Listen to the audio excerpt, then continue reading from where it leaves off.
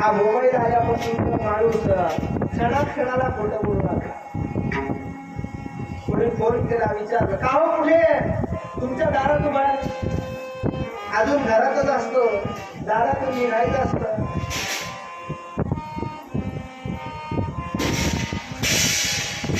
प्रत्येक क्षणाला माणूस खोटं बोलू लागला, असत्य आचरण करू लागला. खोटं बोलू नये. अंधतम स्यात्, धर्मशास्त्राची आज्ञा आपल्याला सत्यम ब्रूयात्. पण मात्र सत्य बोलत असताना नेहमी विचार करावा, सत्य जर कोणाला त्रासदायक होत असेल तर कधी सत्य बोलू नका. शास्त्राने ही परवानगी आपल्याला दिली. सत्यम ब्रूयात् प्रियम ब्रूयात्. सत्य बोलण्यानं एखाद्याच्या अंतःकरणाला वेदना होत असते तिथे मात्र खोटं बोला. शास्त्र परवानगी देऊ नका.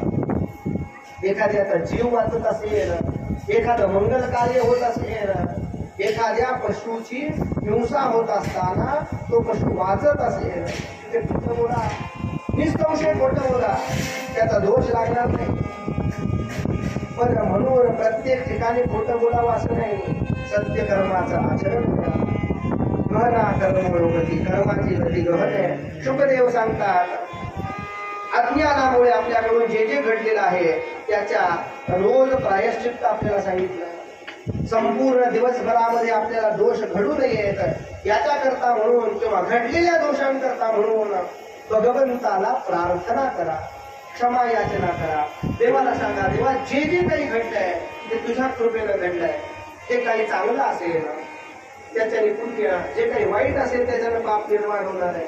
पण म्हणून देवा माझ्याकडून दोष काही घडू नये. देवाला प्रार्थना करायची. आपल्याकडे प्रत्येक कर्माच्या शेवटी भगवंताचं स्मरण करण्याची आज्ञा आपल्याला. कारण इतर प्रायश्चित्त घेतल्यानंतर जीव पुन्हा पाप कर्माचं आचरण करण्याकरता प्रवृत्त होईल. नुकताच पार पडलेला कुंभमेळा, 60 कोटी लोक प्रयाग संगमावर स्नान करतात. कशा करता गेले? पुण्य प्राप्ती करता, पाप घालवण्याकरता गेले, पुण्य प्राप्ती करण्याकरता गेले. पुण्य प्राप्ती केली आणि आता पुन्हा पाप कर्म करायला. नाशिकचा कुंभमेळा येईपर्यंत पुन्हा होते. याला शुकदेवांनी उपमा दिली. ज्याप्रमाणे हत्ती स्नान करतो आणि पुन्हा वाळूमध्ये येऊन लोळतो, अशी आपली अवस्था आहे. एखादं पुण्य कर्म करायचं आणि पुन्हा मग आयुष्यभर पाप करायला मोकळे, असं नाही चालत. याच्यानं दोष निवृत्ती होत नाही, उलट ते पाप वज्रलेप होऊन जात. अन्यक्षेत्रे कृतं पापम तीर्थक्षेत्रे विनश्यति, तीर्थक्षेत्रे कृतं पापम वज्रलेपो भविष्यति. आपल्या घरी, आपल्या परिसरामध्ये कदाचित दोष घडला असेल, त्या दोष निवृत्ती करता संकल्पपूर्वक मुंडनपूर्वक स्नान करायला सांगितलं तीर्थाचं, तो दोष निवृत्त होईल.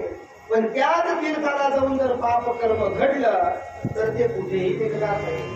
ते पाप वज्रलेप होऊन जाईल. म्हणून शुकदेवानी राजाला समजावून सांगितलं की पाप कर्म घालवण्याचा उत्तम उपाय या कलियुगामध्ये, सोपं साधन सांगितलं. प्रायश्चित्त विधी करण्याकरता तेवढा वेळ नाही, विधान नाही आणि तेवढी आकलन शक्ती नाही.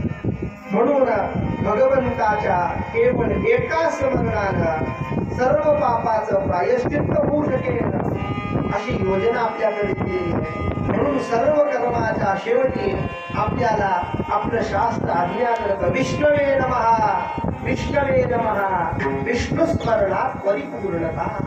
हे म्हटल्याशिवाय कर्म पूर्ण होत नाही.